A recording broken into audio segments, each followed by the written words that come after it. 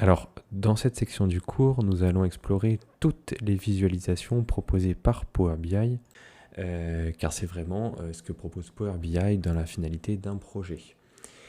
Donc, il faut savoir que Power BI peut se décomposer en 3 sections principalement. Dans un premier temps, nous importons et nous nettoyons nos données.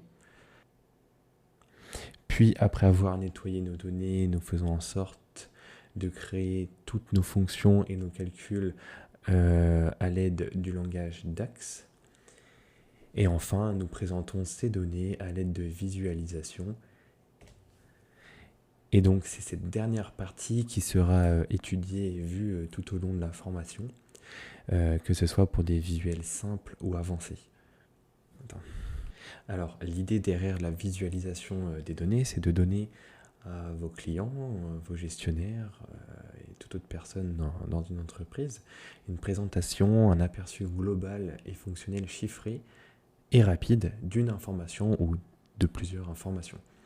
Et ce qui aidera in fine à prendre de meilleures décisions, que ce soit des décisions commerciales, techniques ou des décisions plus générales. Donc actuellement, si on doit examiner les données de notre tableau, qu'il s'agit donc ici du tableau des ventes, donc j'ai effectué moi-même donc cette base de données sur Excel en générant des types de données aléatoires. Bon, ici, les villes et les noms de départements, bien sûr, ce sont des vrais noms. Donc, je vais vous déposer cette base de données dans les ressources de la formation. Donc, comme vous le voyez, c'est assez difficile, avec un tableau brut comme ça, d'analyser ces données dans l'état actuel, quoi. Donc, on peut dire, on peut pas vraiment ou facilement voir des choses, puisque, admettons, on se pose la question, dans quelle ville j'ai obtenu le meilleur chiffre d'affaires, avec des données comme ça, on peut rien en tirer, quoi. Et d'ailleurs, c'est comme sur Excel, avant même d'avoir fait des tableaux de bord ou des DCD, tout simplement. Chiffre d'affaires le plus élevé, ou bien aussi quel produit se vend le mieux dans chaque ville.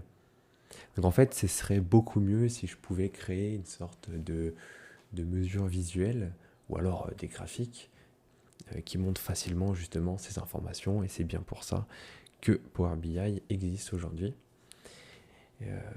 Et donc voilà, c'est un point vraiment important. Donc il faut savoir qu'avant même de pouvoir créer ou de créer des visualisations, il faut déjà au préalable connaître ce que je vais en tirer des données. Puisque évidemment, quand on a une base de données brute, on peut en faire tout et n'importe quoi comme analyse. On peut faire des TCD qui n'ont aucun sens. Donc c'est pour ça, il faut au préalable vraiment déterminer ce qui intéressera le public visé. Si c'est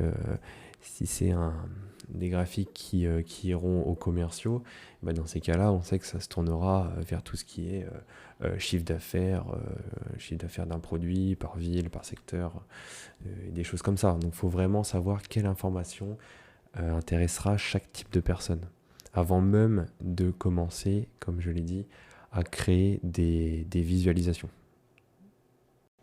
Donc justement, pour connaître quel type de graphique pertinent il est intéressant de produire avec ces données, déjà on peut se poser des questions comme quelles informations vous intéressent tout simplement, qu'est-ce que les personnes veulent savoir au sujet de ces informations, quelles informations, quelles mesures sont importantes. Ça peut être axé sur une ville en particulier pour une personne qui travaille principalement dans cette ville ou dans cette zone, donc un département par exemple. Et donc une fois que vous aurez répondu à toutes ces informations, ce sera beaucoup plus simple en fait de décider quel type de visualisation vous allez afficher dans votre tableau de bord et avec quelles données surtout. Donc dans cette première leçon, je vais vous donner une introduction aux visualisations simples afin que vous compreniez justement à la fin sur quoi prêter attention.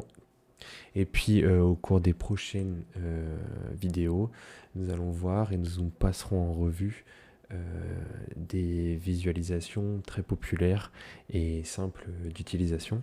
Et grâce à ça, vous allez avoir une idée globale de la façon dont il fonctionne. Donc, afin de construire des graphiques, vous devez vous rendre dans la section rapport en haut à gauche dans Power BI. Et dans cette section, comme vous le voyez, j'ai déjà mis en place un graphique. C'est un histogramme empilé, comme nommé dans Power BI.